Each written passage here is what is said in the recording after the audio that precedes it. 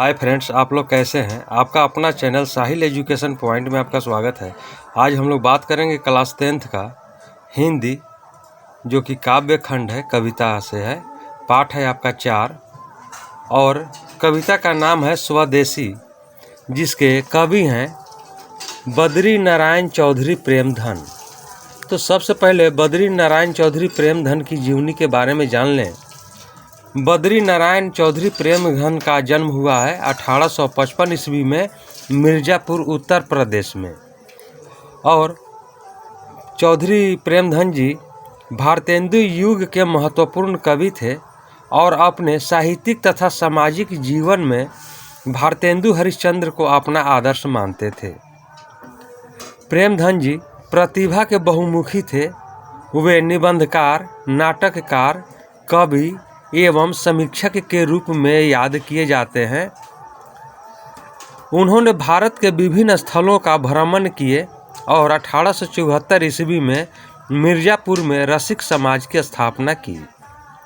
इन्होंने आनंद कदम्बिनी मासिक पत्रिका तथा नागरी नीरद नामक साप्ताहिक पत्र का भी संपादन किए।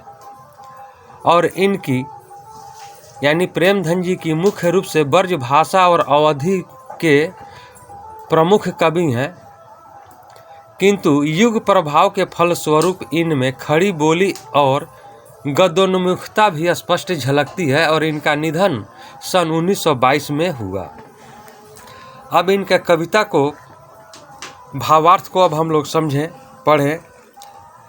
पहला पंक्ति है यानी पहला दोहा है, सबे विदेशी वस्तु नर गति रति रीत लखात, भारतीयता कछु न अब भारत में दर्शात। यानी प्रस्तुत पंक्ति में कवि ने यानी इस दोहे के माध्यम से कहना चाहते हैं और इस दोहे से वे आकृष्ट कराना चाहते हैं कि सभी व्यक्ति विदेशी वस्तुओं पर आकृष्ट हैं।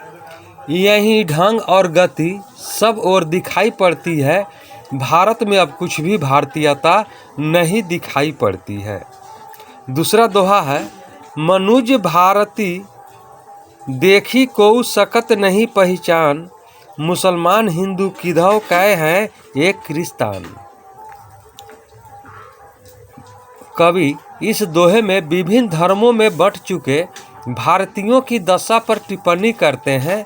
कहते हैं कि कहीं भी भारतीय मनुष्यों को देखकर कोई नहीं पहचान सकता है ये भारतीय न होकर हिंदू हैं या मुस्लिम हैं या ईसाई हैं। तीसरा दोहा है, पढ़ी विद्या परदेश की, बुद्धि विदेशी पाए, चाल चलन परदेश की, गई इन्हें अति भाए।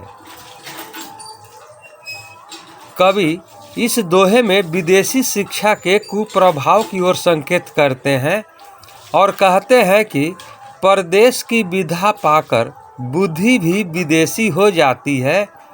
इसी बुद्धि के प्रभाव में अपने देश की नहीं बल्कि परदेश का चाल चलन ही इन्हें अत्यंत पसंद आती है।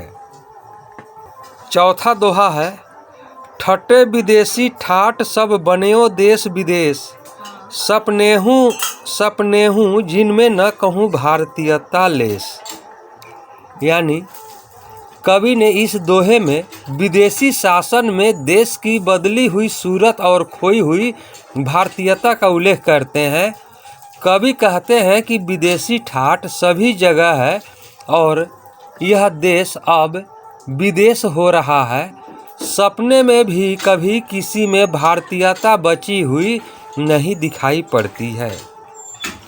पांचवा दोहा है, बोली सकत हिंदी नहीं अब मिली हिंदू लोग, अंग्रेजी भाखन करत अंग्रेजी उपभोग।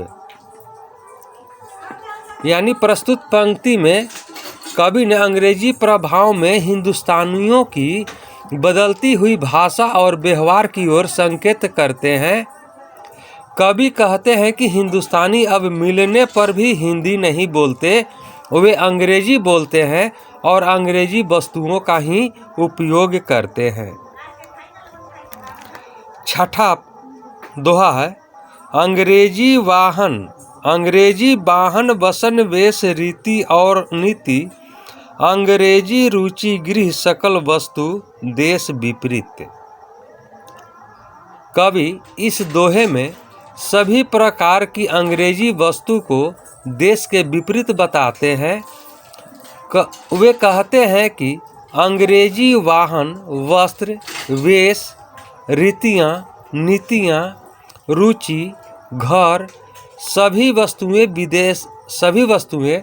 देश के विपरीत है। 7वां दोहा है, हिंदुस्तानी नाम सुनी अब ये सकुची लजात, भारतीय सब वस्तु ही सो ये हाय घिनात। यानी अंग्रेजी के मोह पास में बंधे भारतीय अपनी ही चीज़ों से घृणा करने लगे थे। तो कवि इसके बारे में कहते हैं कि हिंदुस्तानी नाम सुनकर लोग लज्जा से सकुचा जाते हैं, वे सभी भारतीय वस्तुओं से घृणा करते हैं। 8वां दोहा है, देश नगर बानक बनो सब अंग्रेजी चाल, हाटन में देखूं भरा बसे अंग्रेजी माल। प्रस्तुत दोहा में अंग्रेजों ने पूरे भारत को एक बाजार बना दिया था और कवि इसी की आलोचना करते हुए कहते हैं कि पूरा देश अंग्रेजी चाल के कारण बाजार बन गया। हाटों में यानी बाजारों में अंग्रेजी माल भरा हुआ दिखता है। अब 9वां दोहा है, जिनसो संभल सकत नहीं तन की, धोती ढीली ढाली, देश प्रबंध करी हिंगे वे यह कैसी खाम ख्याली। यानी कवि इस दोहे में भारतीयों के ढीलेपन और अयोग्यता की आलोचना करते हैं। वे कहते हैं कि जिनसे अपने देह की धोती नहीं संभलती, वे भला देश को क्या संभालेंगे, वे देश का प्रबंध क्या कर सकेंगे। यह तो खाम ख्याली है, यानी व्यर्थ का यह विचार है। और अंतिम दोहा है 10वां, दास वृत्ति की चाह चहु दिसी चारहु बरन बढ़ाली, करत खुशामद झूठ प्रशंसा मानहु बने डफाली।